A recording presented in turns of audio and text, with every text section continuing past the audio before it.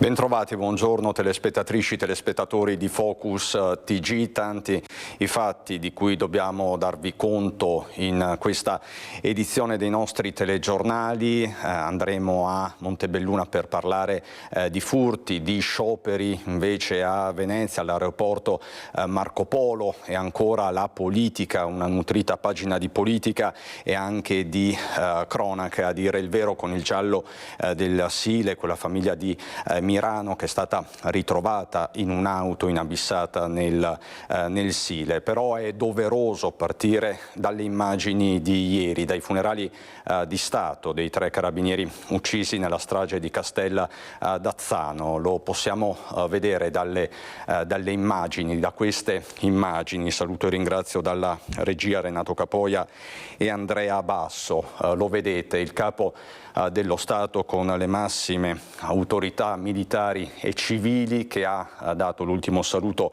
a Marco Piffari, a Davide Bernardello e a Valerio Dapra, i 3 militari uccisi nell'agguato, perché di questo si è trattato, di Castella d'Azzano. Erano le 3 di notte di martedì scorso, doveva essere una perquisizione con relativo sgombero, è diventata una strage. Proprio per il reato di strage la Procura della Repubblica di Verona, coordinata da Raffaele Tito, sta procedendo. Reato di strage di cui sono accusati i 3 fratelli, fratelli Ramponi, Dino, Franco e Maria Luisa. Una piazza carica di dolore, quella di Padova, Prato della Valle, ha come trattenuto il respiro. Ma noi partiamo, e poi ritorneremo a parlarne nel corso di questo Focus TG, partiamo dalla fine, dal ritorno a casa nella sua Arsego di Davide Bernardello. È tornato nella sua Arsego dopo i funerali di Stato, e questa è stata l'accoglienza della sua comunità.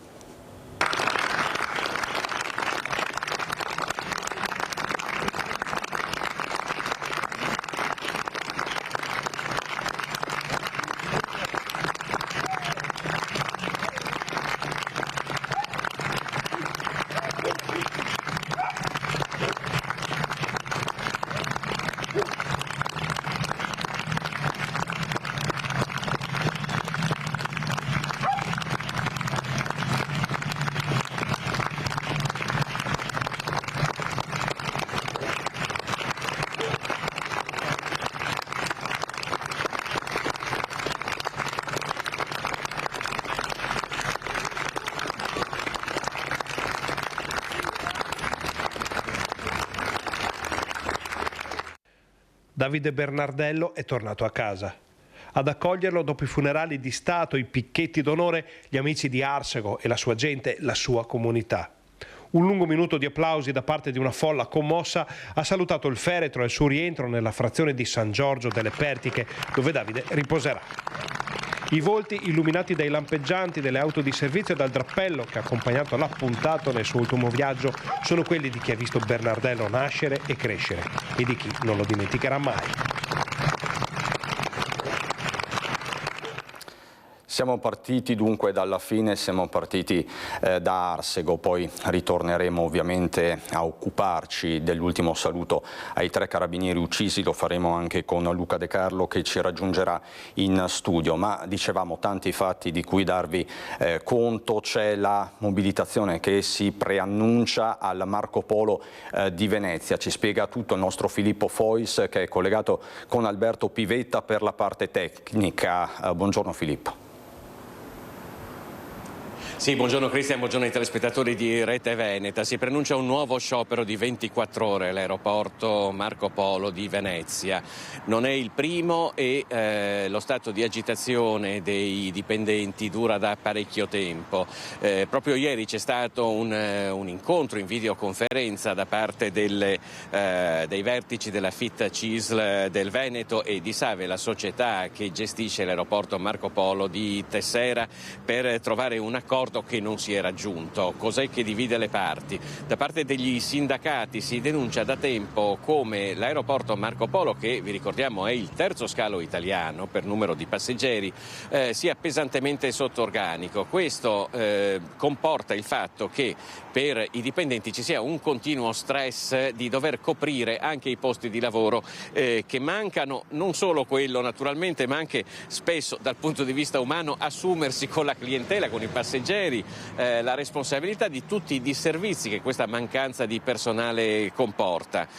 All'orizzonte poi c'è un anno, il 2026, che si preannuncia estremamente denso di avvenimenti, prima fra tutte l'arrivo delle Olimpiadi in Veneto e delle Paraolimpiadi, che porterà a un aumento considerevole dei passeggeri. E in questo momento ci sono peraltro dei lavori in corso di ampliamento della struttura aeroportuale, che porterà a un ulteriore aumento dei passeggeri. Di fronte a questo la richiesta di aumento del personale anche è rimasta inevasa. Noi abbiamo anche visto alcuni dei dati, vorrei darveli in questo momento, dei passeggeri del Marco Polo, ce li hanno fatti arrivare i sindacati. Voi pensate che nel 2022 i passeggeri totali, stiamo parlando di arrivati e partiti più transiti, erano 9.300.000.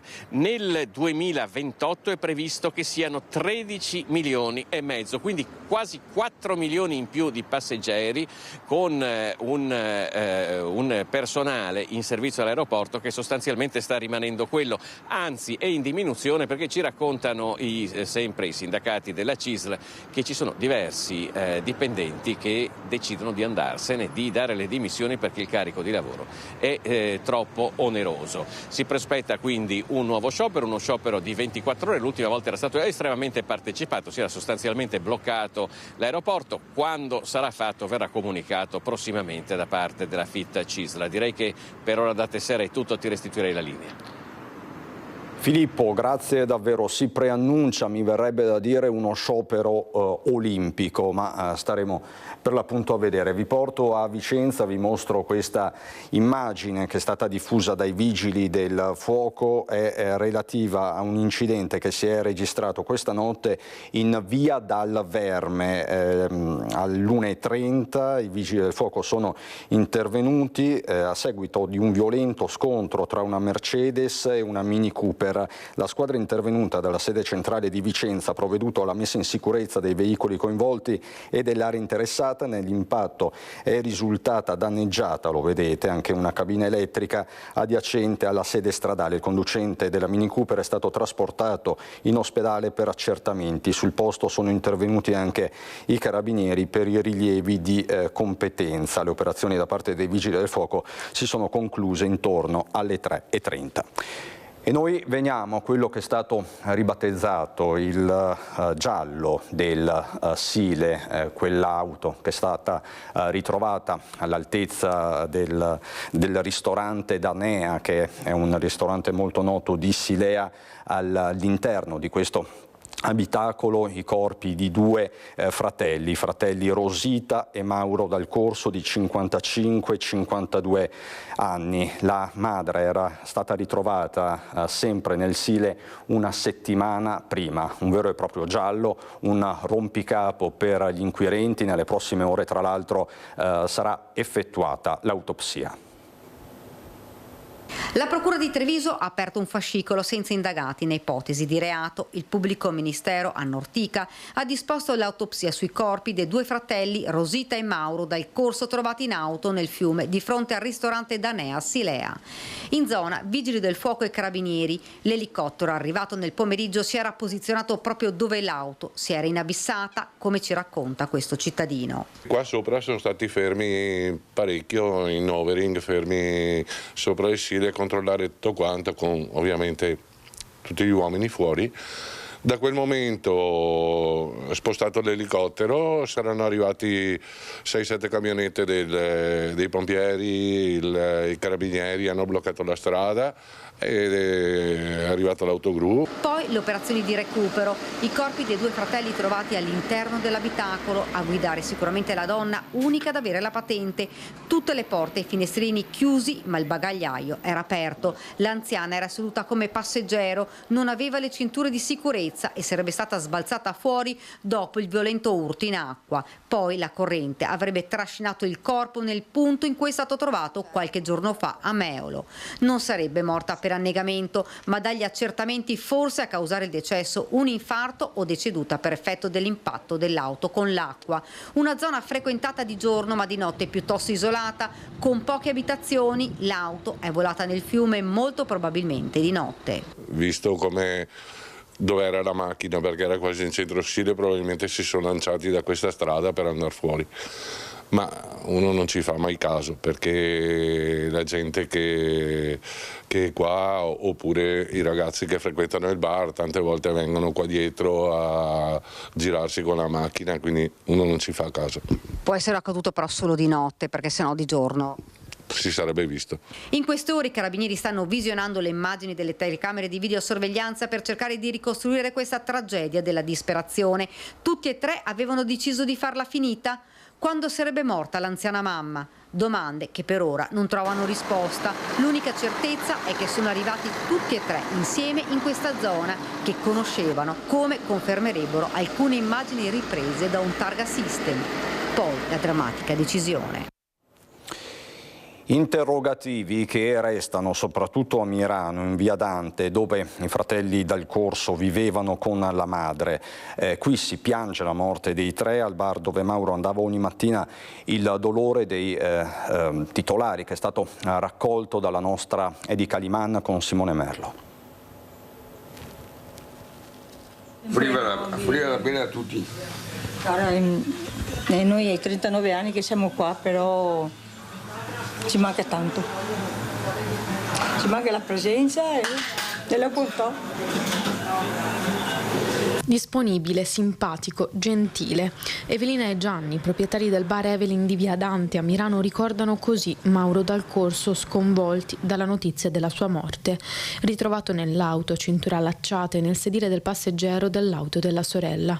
La Renault Captur ripescata dal Sile, il suo corpo accanto a Rosita alla guida del mezzo. 55 anni lei, 52 lui, erano scomparsi da giorni, così come la madre Maria Bovo, 77 anni, il cui corpo è riemerso dalle acque del Sile soltanto pochi giorni fa. Un buon ragazzo, sì, no?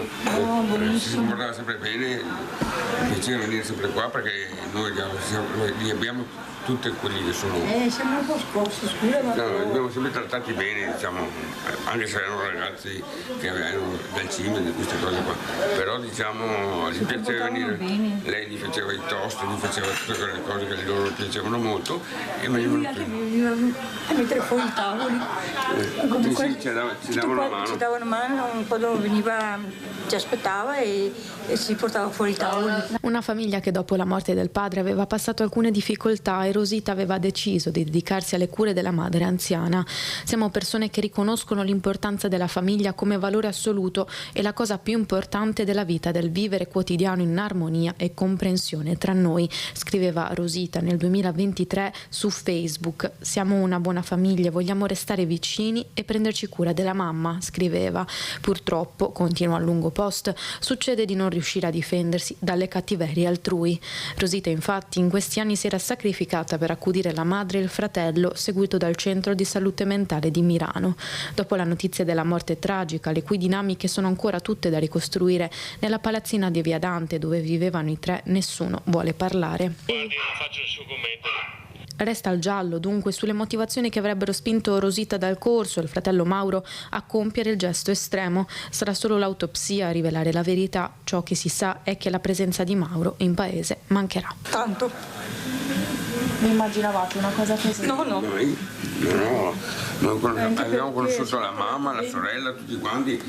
Ultimamente non abbiamo più visto la mamma e la sorella, però diciamo avevamo notizie sempre da parte di Mauro che ci diceva che stavano bene, che si portavano bene. La mamma stava bene, sua sorella Quel giorno là dovevano andare a mangiare fuori, mi aveva detto, era contento anche di andare a mangiare fuori insieme.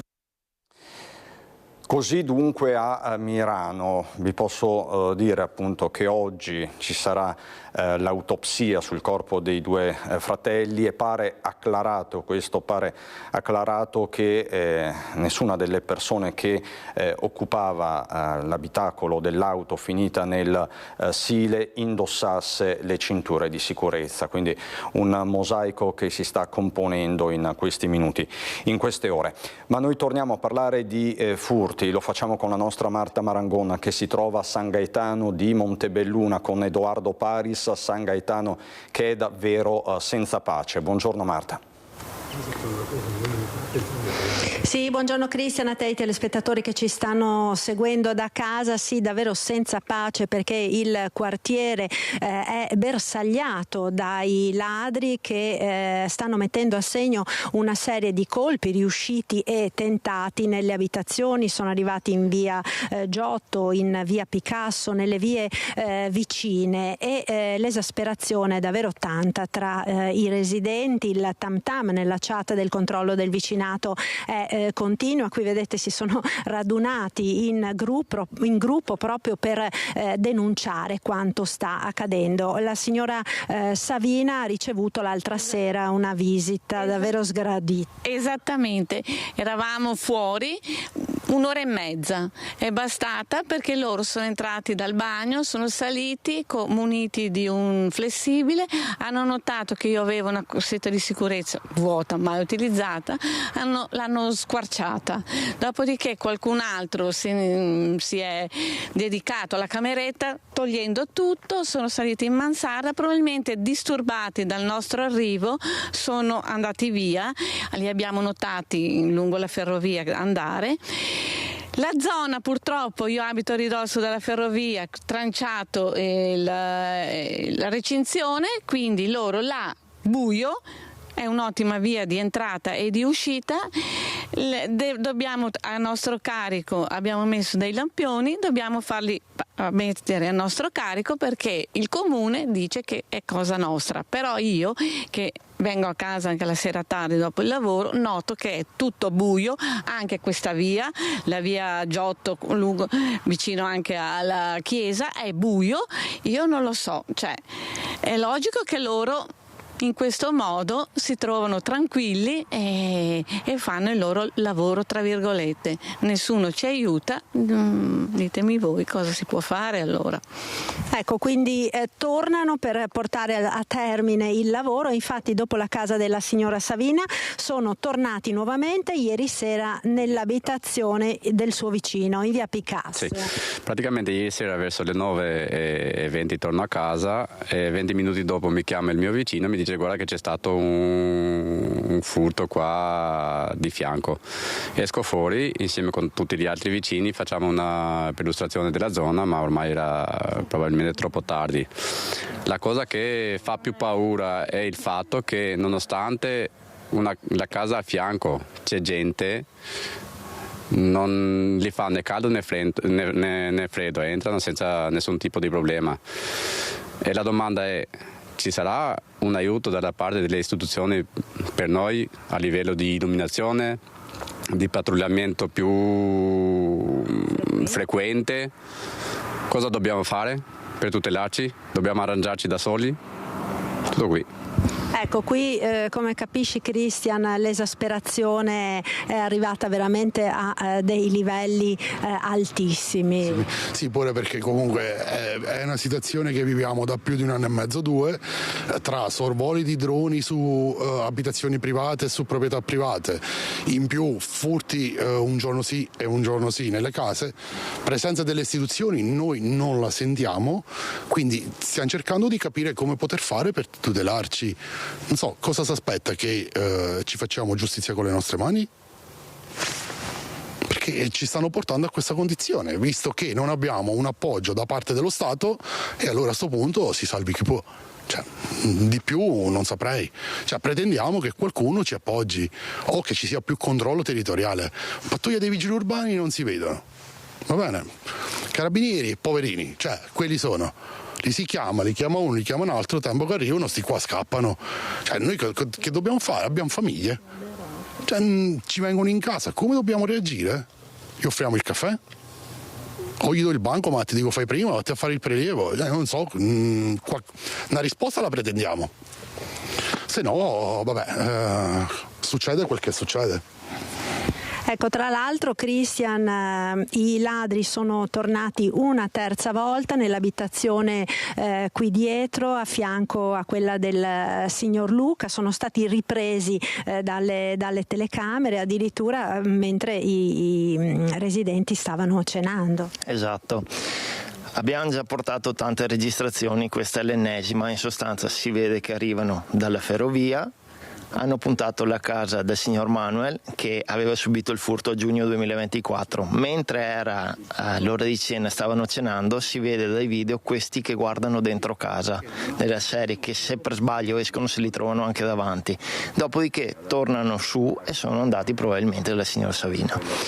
Noi siamo stanchi anche perché se ti porto dei video, ti dimostro da dove arriva sempre questi ladri, fai qualcosa. Non mi lasciano fare denuncia perché non c'è infrazione, però anche a dicembre dell'anno scorso mi sono entrati in 3 a viso coperto con una spranga in giardino, non c'è stata infrazione, non ho potuto fare denuncia. E quindi come dobbiamo continuare? Deve scapparci il morto, devono entrare, devo trovarmi lì dentro casa per poter fare qualcosa? Non si può continuare così. Ecco, non si può continuare così, questo dunque è il grido d'allarme che si leva da San Gaetano di Montebelluna. Restituisco la linea allo studio.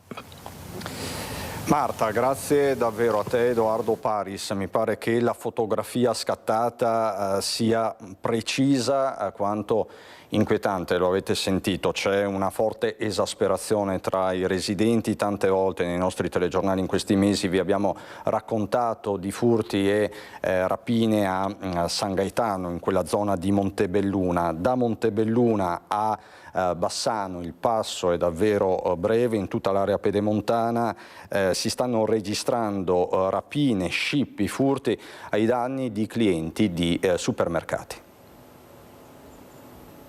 Non bastassero i furti riusciti e tentati nelle abitazioni private che stanno tornando con le giornate più corte, rimangono in azione anche i truffatori e i ladri che colpiscono nei parcheggi dei supermercati. I primi casi nel Bassanese si erano verificati a fine gennaio, mostrando una tecnica ormai consolidata. La vittima torna verso la macchina con la spesa e la sua borsa personale, viene distratta da uno dei complici mentre l'altro sottrae quello che è possibile. A quanto risulta, il fenomeno si sta ripetendo anche in questo periodo e sempre con le stesse modalità. Almeno un paio di episodi, come ci ha confermato un pubblico amministratore della Pedemontana, si sono verificati negli ultimi giorni all'esterno di supermercati della zona. Le vittime non sono necessariamente donne anziane, ma anche più giovani sotto i 50 anni che si accorgono troppo tardi di essere state derubate, quando ormai la borsa è lontana nelle mani di chi l'ha portata via. L'invito, che rilanciamo anche dai nostri microfoni, è alla massima prudenza e a diffidare di situazioni simili, specialmente per chi fa la spesa in solitudine e senza altre persone al proprio fianco. Adesso a Rosà per parlare di lotta allo spaccio di sostanze stupefacenti. Lungo la strada incrocia una volante della polizia e svolta in modo brusco in una laterale, destando i sospetti degli agenti. Un 42enne alla guida di un appunto è stato seguito da via Garibaldi a Rosà lungo via Bertorelle e bloccato poco dopo. Il conducente ha mostrato subito un atteggiamento nervoso, sostenendo di aver fretta di tornare a casa. Appena l'uomo ha abbassato il finestrino, dall'abitacolo è uscito un intenso odore di hashish. Dopo aver tergiversato nel dare spiegazioni, il 42enne ha aperto il vano portaoggetti oggetti della vettura dal quale ha estratto un astuccio. All'interno i poliziotti hanno trovato un coltello a serramanico in metallo della lunghezza complessiva di 15 cm e 3 involucri in plastica trasparente contenenti hashish per un peso complessivo di circa 22 grammi. Tutto il materiale è stato messo sotto sequestro. Dopo la perquisizione personale e domiciliare, l'uomo è stato denunciato all'autorità giudiziaria per detenzione di stupefacenti ai fini di spaccio e porto di armi o oggetti atti ad offendere. Torniamo alla guerriglia di Udine. Come sapete, tra gli arrestati c'è anche una 49enne di Feltre. La sua posizione è forse la più delicata. Sono comparsi questa mattina davanti al giudice per le indagini preliminari di Udine, Maria Rosa Persico, Marco Chiopris, 45enne di Buia, e Jan Gavino Pozzobon, 49enne di Feltre, arrestati dopo gli scontri di martedì sera al termine del corteo Pro-Pal, poco prima di Italia-Israele. Il GIP ha optato per la misura cautelare dei domiciliari per entrambi, quindi confermando quella di Chiopris e cambiando quella di Pozzobon, accogliendo in parte la volontà del legale dei due, Paolo Viola, che aveva chiesto però la scarcerazione del feltrino e una misura meno gravosa per il friulano, sostenendo come entrambi si fossero trovati coinvolti in una situazione degenerata oltre le loro intenzioni. Travisati e vestiti di scuro avrebbero lanciato oggetti contro gli agenti e i mezzi della polizia, contribuendo a fomentare la folla tra Largo delle Grazie e Piazza Primo Maggio. Al processo rischiano una pena dai 3 ai 15 anni proprio per la resistenza pluriaggravata dal fatto che erano più di 10 persone con volto travisato e uso di oggetti atti ad offendere. Il corteo, cui avevano partecipato migliaia di persone in modo pacifico, è degenerato quando un gruppo di facinorosi ha tentato di aggirare i cordoni di sicurezza. Ne sono seguite scene di guerriglia urbana con un conto di 15 fermati, tra cui i 2 arrestati, 11 agenti feriti, oltre a 2 giornalisti che hanno dovuto ricorrere a cure mediche, tra cui Davide Bevilacqua, cameraman di Local Team, che ha raccontato la sua brutta esperienza ai nostri microfoni.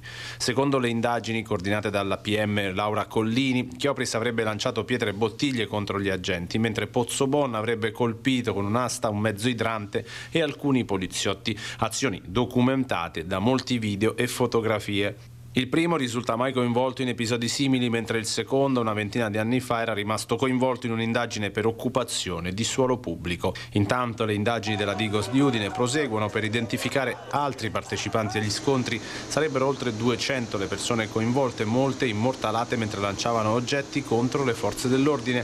Non è quindi da escludere per nulla che nelle prossime settimane arrivino nuove denunce e provvedimenti di Daspo urbano.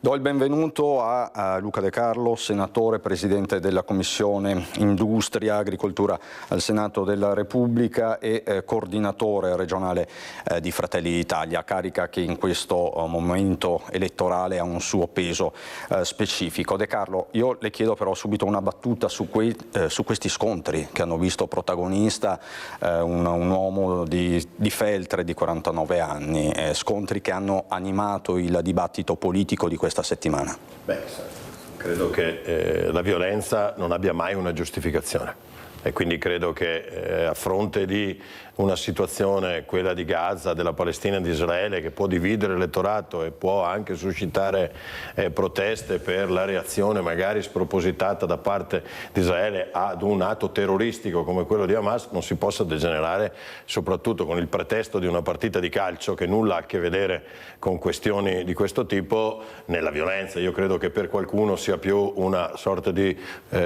scarica della frustrazione che cova ed una intolleranza nei confronti della democrazia che credo ormai sia palese, e quindi credo che bene facciate a stigmatizzare questi comportamenti e bene faccia la magistratura a perseguire chi si comporta in maniera violenta mettendo a ferro e fuoco le nostre piazze e cagionando danni soprattutto a chi nulla può rispetto a questi temi.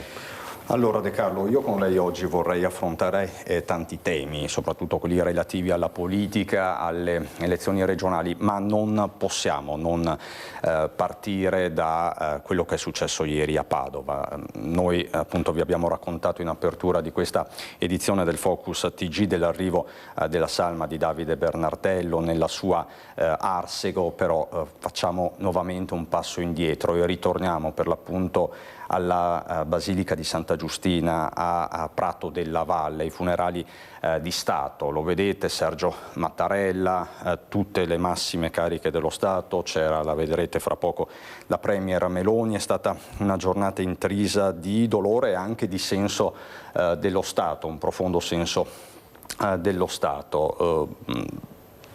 De Carlo, sono immagini che toccano, fra poco sentirete anche i familiari, la loro testimonianza privata, il piano privato umano che si fonde con quello pubblico, uomini e servitori dello Stato. Sì, ieri io c'ero, ovviamente l'atmosfera era quella di un grandissimo dolore e non poteva essere altrimenti. Io tra l'altro avevo conosciuto anche Valerio in parecchie occasioni e quindi c'era anche una conoscenza che mi portava ad un trasporto forte, anche se naturalmente era per tutti e tre i ragazzi che avevano perso la vita nell'adempimento delle proprie mansioni e del proprio dovere rappresentando lo Stato. Credo che Crosetto ne abbia fatto veramente un intervento straordinario, dicendo che le nostre vite tutte sono scritte, i nostri nomi sono scritti sulla sabbia, mentre i nomi dei giusti, di coloro i quali si sono spesi per gli altri, restano scritti nella roccia della Repubblica, e ci sarà sempre qualcuno che tra qualche anno, spariti noi,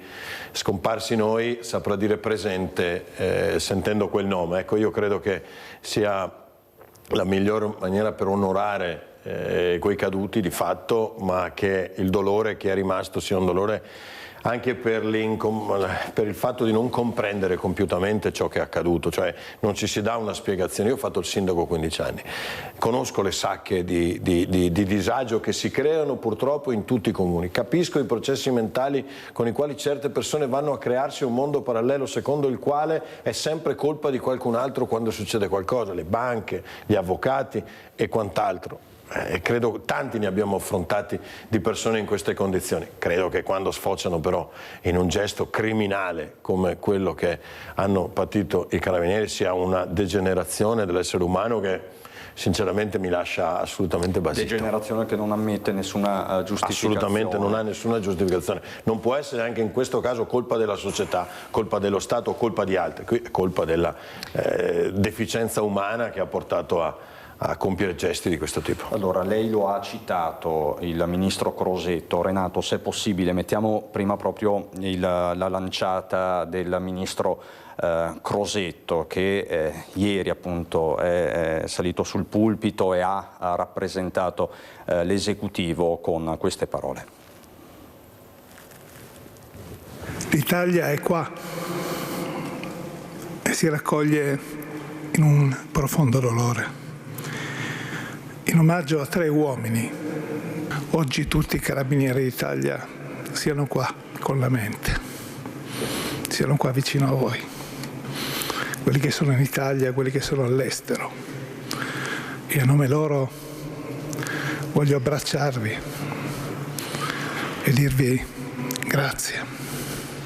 Il nome dei giusti, di chi è morto per la patria, è scritto nella roccia della memoria della Repubblica e viene onorato, ricordato. E state tranquilli, le forze armate sono il custode di quella memoria e tra molti anni, quando nessuno di noi sarà presente, ci sarà lo Stato, e quando verranno detti i nomi dei vostri figli, dei vostri fratelli, dei vostri padri, ci sarà una persona che risponderà per loro presente.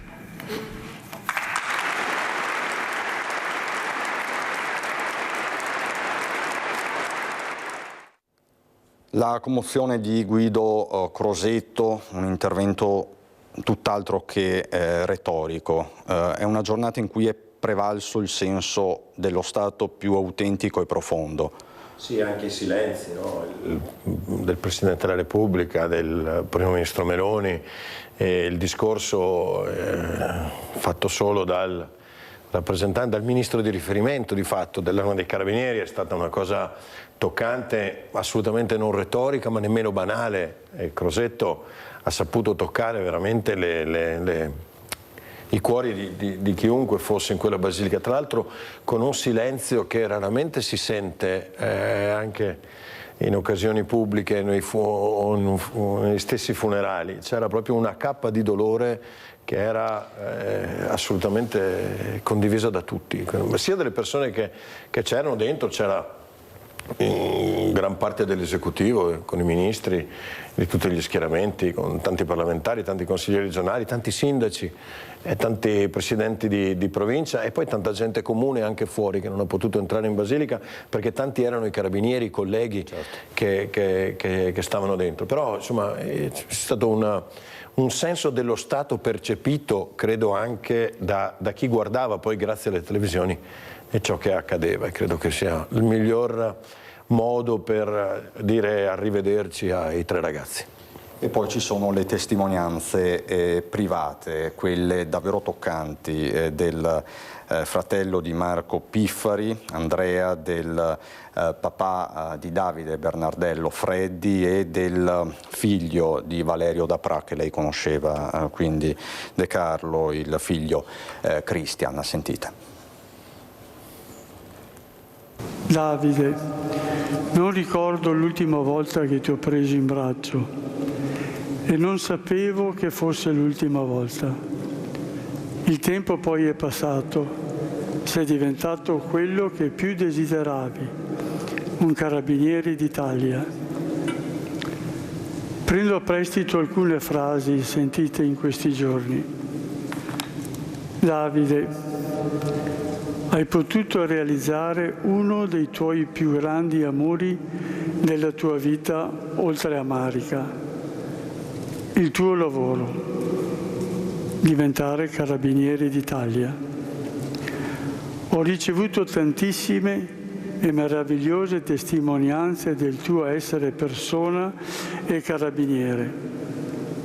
Per noi e mia moglie, tua mamma, un figlio meraviglioso e un fratello speciale per Filippo. Eri limpido, sincero, generoso e sempre pronto ad aiutare.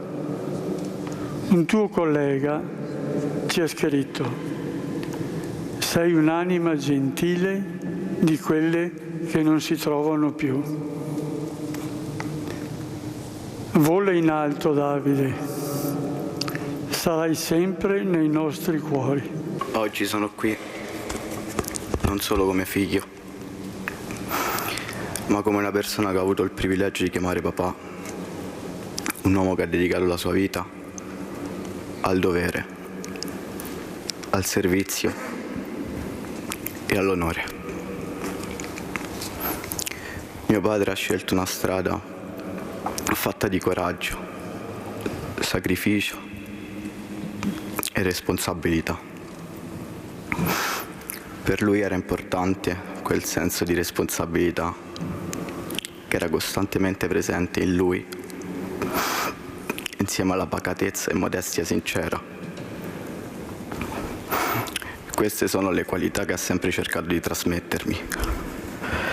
E anche se questa insensata tragedia lo ha strappato a me e all'affetto di tutti coloro che lo hanno amato, io voglio credere che questa sua eredità caratteriale e morale continui a parlarmi anche nel silenzio, mantenendo viva la sua memoria. Tutto questo per rendere onore a Marco, mio fratello, Valerio e Davide. 3 carabinieri che hanno dato la vita in nome della giustizia, per senso del dovere e di appartenenza. Quello che voglio dire oggi con forza è che il loro sacrificio non sia reso vano. Faccio appello a tutti affinché episodi simili non debbano più accadere. Chiedo a tutti di stringerci ai nostri militari che operano costantemente in Italia e all'estero, rendendo le nostre vite libere, più serene e sicure.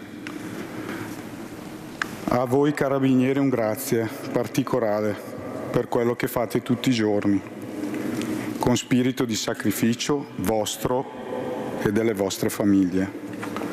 Ancora una volta in questi giorni avete dato dimostrazioni importanti anche a noi familiari la vostra partecipazione, la vostra forza di corpo e di grande famiglia.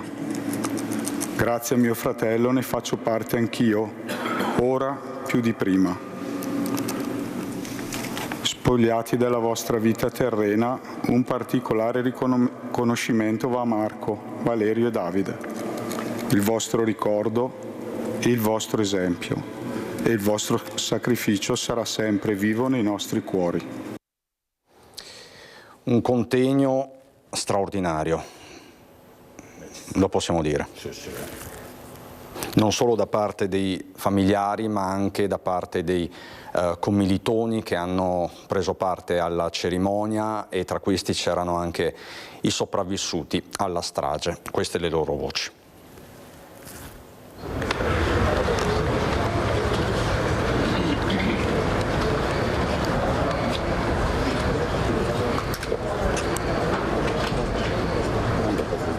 Oggi davvero, per me è il giorno del silenzio e del dolore oggi. Vi prego per onorare anche i colleghi che non ci sono più e tutti quelli che si sono fatti male. Oggi non mi sento di parlare, scusate, delle SOS del 4° battaglione Mestre. Marco Pifferi.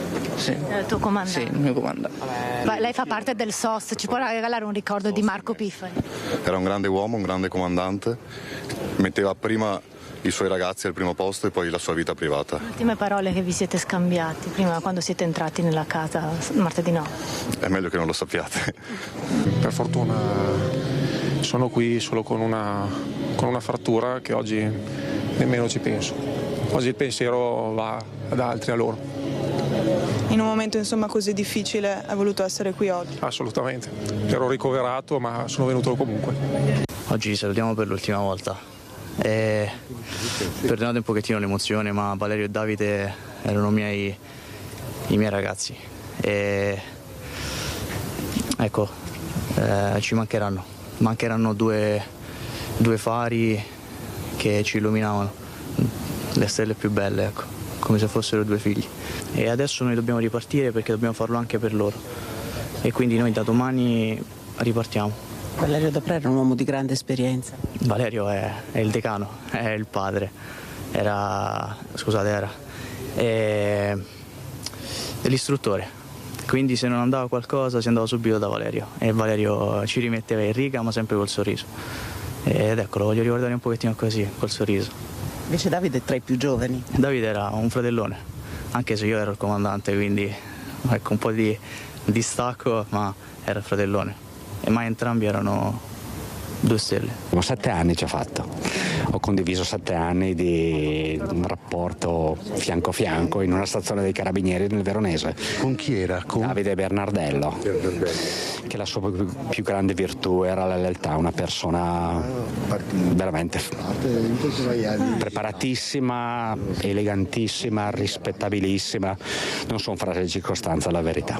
Il più anziano dei luogotenenti io lo conoscevo molto ma molto bene, per cui ero comandante di Verona, mi ricordo molto bene il suo operato e sono venuto ad onorare la sua memoria. L'Arma è formata per questo, per essere sempre presenti nel bene e nel male. In questo caso è una tragedia. Solidarietà agli appartenenti dell'Arma e ai defunti, insomma, ai familiari. Voi siete carabinieri? No, io sono della Polizia di Stato, un ex appartenente, ma conoscevo uno dei deceduti e vengo qua volentieri e con il cuore in mano. Sì, è una tragedia che ha colpito tutti. Sì, fortemente tutti, polizia, carabinieri, ma soprattutto genitori, moglie e figli, quindi un abbraccio forte veramente a tutti, veramente. Senatore De Carlo, penso non ci sia da aggiungere altro, se d'accordo. Andiamo in pubblicità.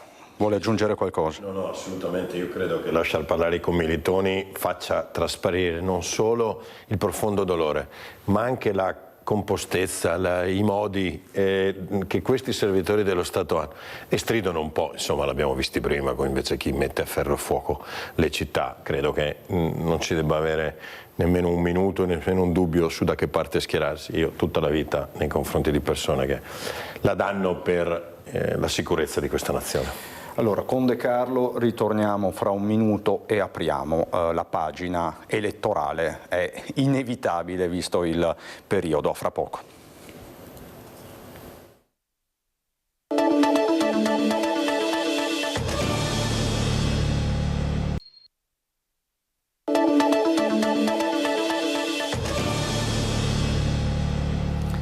Apriamo la pagina elettorale con Luca De Carlo, che è di fatto il numero 1 di Fratelli d'Italia in Veneto, coordinatore regionale del partito, ma prima vi rifaccio vedere la copertina di ieri sera di Focus del nostro direttore Bacialli, che così ci caliamo nel clima elettorale.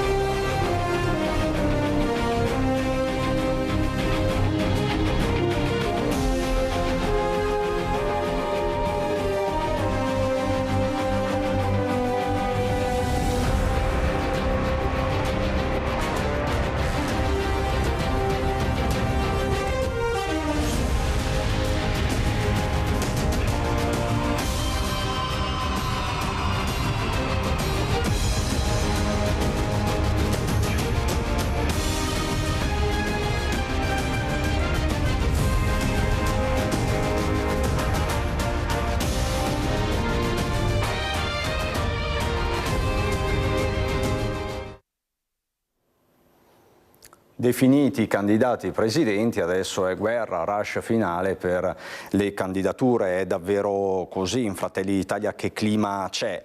Non avete depositato ancora una lista definitiva, De Carlo? Le liste definitive? Storicamente le liste si depositano i giorni che sono previsti dalla normativa e quindi ci sono ancora delle limature. Che cosa state facendo? Ci sono delle limature, contrariamente ad altre occasioni elettorali, cioè 2015, dove dovevamo chiedere a qualcuno di venire in lista perché insomma eravamo appena nati, quindi facevamo fatica, contrariamente al 2020 dove stavamo crescendo. Oggi abbiamo grande competizione per entrare in lista, per dimostrare il peso, a dimostrazione di una classe dirigente allargata, e quindi l'ennesima riprova che tutto ciò che si diceva, cioè che Fratelli d'Italia è una classe dirigente, oggi Fratelli d'Italia non ha paradossalmente nemmeno bisogno di un capolista, tanto sono forti le liste in ciascuna provincia che oggi possiamo ragionevolmente pensare ad alchimie che non siano riempire la lista, e quindi credo che questo sia una cosa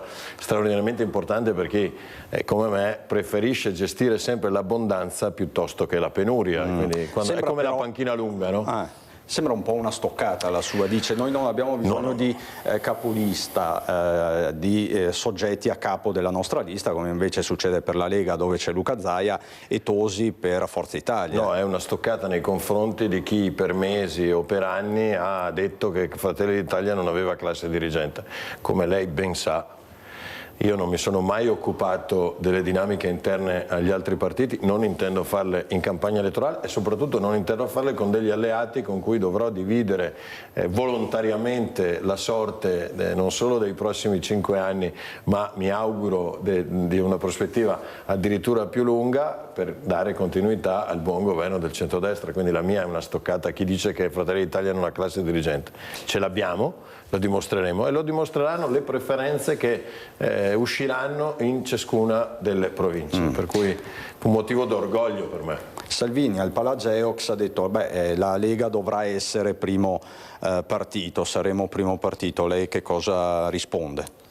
Salvini fa il suo gioco, è quello di spronare le truppe in un momento nel quale ha messo tutta la classe dirigente, i militanti al Palageox, con la presenza sua, del governatore uscente e del candidato prossimo governatore. È evidente che debba spronare le proprie truppe, soprattutto per recuperare quel gap che esiste a politiche ed europee che vede Fratelli d'Italia in questo momento oggettivamente più avanti. E il fattore Zaia potrebbe consentire il superamento della Lega su Fratelli d'Italia? Voi avete fatto dei conti, avete dei sondaggi? Guardi, noi non ci siamo mai occupati di questo, noi ci siamo sempre occupati del fatto che noi vogliamo vedere trionfare il centrodestra unito. Le dinamiche interne del centrodestra poi ci preoccupano poco, non ci preoccupavano prima quando eravamo la Cenerentola del centrodestra, si figuri ci preoccupiamo adesso che sappiamo di poter dire la nostra. Io tra l'altro ho sempre detto, mesi prima che qualcuno solo lo paventasse, che se avessi avuto un fuoriclasse come Luca Zaia, governatore uscente, l'avrei candidato in tutte le province. Probabilmente o hanno ascoltato me oppure sono stato un ottimo visionario anche su questo. E senta, De Carlo, Fratelli d'Italia quindi sarà primo partito? Beh, questo lo diranno gli elettori, non posso dirlo io. Le chiedo, non ha un po' di ansia da prestazione dopo aver portato a casa il risultato migliore per l'Italia per quanto concerne Fratelli d'Italia e alle europee e alle politiche, insomma immagino ci siano un po' di pressioni. La mia non è un'ansia, la mia è un desiderio di voler continuare a lavorare, di voler confermare i dati, di voler essere sempre sul pezzo, ma non può avere ansia da prestazione chi ha vissuto questo partito da quando aveva percentuali intorno al 2%. Oggi c'è la consapevolezza di avere una straordinaria classe dirigente e quindi di essere diventati punto di riferimento in Veneto. Poi sono gli elettori che scelgono, non è Luca De Carlo che decide se essere il primo o il secondo partito del Veneto, e quindi questo credo che passi anche attraverso la credibilità che abbiamo conquistato anche nei modi, non solo nei contenuti che già sarebbero importanti, ma anche nel modo di essere che assomiglia molto a quello dei veneti. Quindi lei dice noi siamo stati meno barricaderi di altri forse?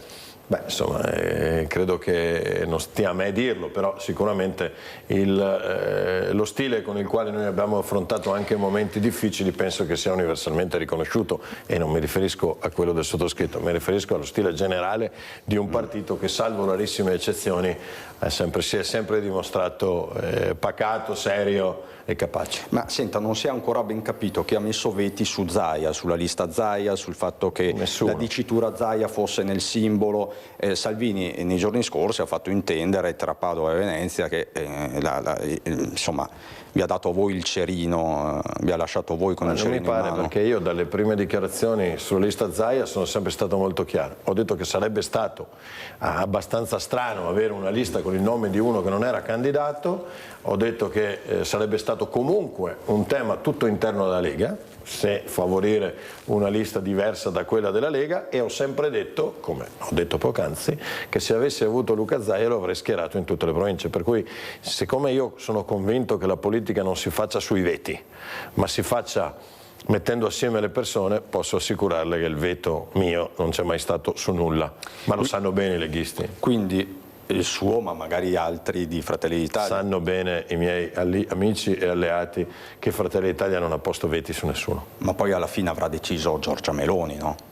La parola finale sarà spettata a lei. Giorgia Meloni ha scelto con straordinaria lungimiranza e generosità di avere un ruolo responsabile e da protagonista all'interno anche della coalizione, ben sapendo che i leader dei partiti hanno, e soprattutto dei partiti che sono maggioranza e quindi che hanno un ruolo guida, hanno responsabilità in più rispetto agli altri partiti, e questa responsabilità è di tenere compatta la coalizione. Non ci avete mai sentito parlare di corsa solitaria, non ci avete mai sentito parlare di altro. Abbiamo sempre tenuto come nostro faro l'unità della coalizione. Lo facevamo anche al 2%, eravamo unità della coalizione, l'abbiamo fatto a maggior ragione nel momento di massima responsabilità. Certo che tanti militanti, tanti dirigenti, anche il sottoscritto avrebbero visto bene e voluto un governatore di Fratelli d'Italia, però sappiamo anche, e io avrei fatto la stessa cosa che ha fatto Giorgia, cioè se fossi stato nelle condizioni di dover scegliere avrei preferito anch'io l'unità del centrodestra. Lo dico contro l'interesse di Fratelli d'Italia, ma l'interesse di Fratelli d'Italia è secondario rispetto agli interessi dei veneti, e l'interesse principale dei veneti, che io incontravo tutti i giorni, perché mai ho dimenticato o mai mi sono risparmiato su questo tema, che l'interesse dei veneti era una coalizione compatta, e noi questo abbiamo regalato ai veneti. Però appunto la delusione tra il popolo di Fratelli d'Italia, tra il popolo meloniano c'è, ho visto molti commenti anche sui social, sui suoi social, cioè c'è magari anche un malumore diffuso di cui dovrà tenere conto. Ma sicuramente, lei che è coordinatore tutto regionale. Questo malumore, tutto questo amaro in bocca che è mio, che è della classe dirigente, che è di tutti, dovrà a breve, passata la prima settimana di fatiche, oggettivamente, dovrà trasformarsi in impegno per dimostrare la centralità di Fratelli d'Italia. E quindi il mio è un appello perché tutti quelli che oggi sono un po' arrabbiati o, usiamo un termine veneto, smonati, debbano veicolare quell'energia che diventi impegno per far crescere ancora di più Fratelli d'Italia. 30 secondi di pubblicità e poi De Carlo ci dirà quando arriva Giorgia Meloni in Veneto. A fra poco.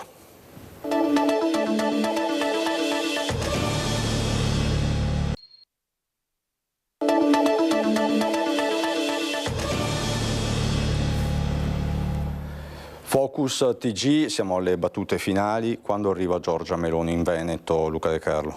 Giorgia è venuta in tutte le campagne elettorali di tutte le regioni, quindi adesso stiamo cercando una data che non riusciamo a programmare già adesso, visto che tanti sono gli impegni che Giorgia ha nella conduzione di questa nazione. Comunque mi sento di dirla con assoluta tranquillità che insomma o alla chiusura o comunque a ridosso della chiusura Giorgia Meloni sarà in Veneto come è stata in tutte le regioni e per la gioia di tanti militanti ma anche di tanti che esprimono sempre la volontà e il desiderio di vederla anche in Veneto. Buon lavoro Luca De Carlo. Forse siamo ancora in tempo. Renato, vedo che è pronto il contributo da Vicenza per la domenica ecologica, quindi mi sembra giusto chiudere con Vicenza con il contributo sulla domenica ecologica. Grazie De Carlo, buona campagna. Grazie a voi. Elettorale, quindi Vicenza, domani la domenica ecologica, ci spiega tutto Luisa Bertini. Al via con gli appuntamenti dedicati all'ambiente. Domani si parte con la prima domenica ecologica dell'anno, riguarderà i quartieri, non sarà coinvolto il centro storico nel blocco del traffico ma soltanto alcune vie. Domani il blocco del traffico infatti riguarderà Contrà Porta Padova e via 20 settembre. Questo per consentire lo svolgimento degli eventi in programma, eventi che riguarderanno diversi quartieri della città e che riguarderanno anche Parco Querini, la zona dei ferrovieri, la cittadella degli studi. Ci saranno comunque anche le agevolazioni per incentivare l'utilizzo dei mezzi pubblici. Di tutto questo ne abbiamo parlato con l'assessore all'ambiente che sentiamo insieme. Ricordiamo che è un obbligo della Regione del Veneto che ci dice di fare le domeniche ecologiche e sarà focalizzata in centro, ma non solo in centro, perché ci sarà anche la zona dei ferrovieri e poi la zona delle scuole, nella cittadella delle scuole.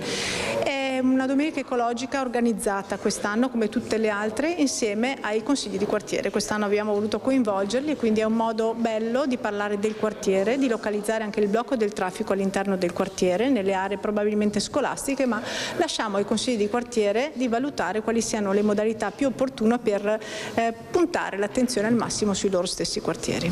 Ecco, quali saranno le vie interessate e quali anche le attività? Certo, per questa domenica è prevista la chiusura di via 20 settembre e Contrà Porta Padova. Ci sarà Tutt'Arte, che è una bella manifestazione che parlerà appunto di arte, come ci dice il nome, arte che è pittura ma anche scultura, fotografia, ci sarà una bella mostra fotografica. In più la Casa della Provvidenza, che è la casa di ospitalità per le signore anziane, che parteciperà con una mostra di opere transgenerazionale, perché appunto saranno le opere delle ospiti che hanno ovviamente un'età non più giovane, ma anche dei bambini che questa cooperativa che gestisce appunto la Casa della Provvidenza sono ospiti di un asilo, quindi vedremo opere differenziate per età. E poi ci saranno attività al Parco Querini grazie ad Agendo, organizzate ovviamente dal Consiglio di Quartiere 1, la Corri per Vicenza che organizza una corsa, quindi venite a correre o a camminare come preferite, e in più ai ferrovieri attività di coinvolgimento delle famiglie con le associazioni sportive, ci sarà anche un punto dove mangiare e poi alla cittadella delle scuole una raccolta con plastic free. Il blocco del traffico sarà ridotto, ma non ci dimentichiamo che dobbiamo comunque incentivare, e vogliamo farlo, il trasporto pubblico locale, per cui per tutta la giornata di domenica con un singolo biglietto si potrà circolare sull'autobus in qualsiasi linea di autobus, oppure parcheggiando allo stadio con il bus navetta, 2,90 € per tutta la famiglia, si potrà parcheggiare e prendere il mezzo per arrivare in centro. Grazie a Renato Capoi e Andrea Basso dalla regia, grazie a tutti voi per la cortese attenzione. Focus TG finisce qui, buon proseguimento su Rete Veneta.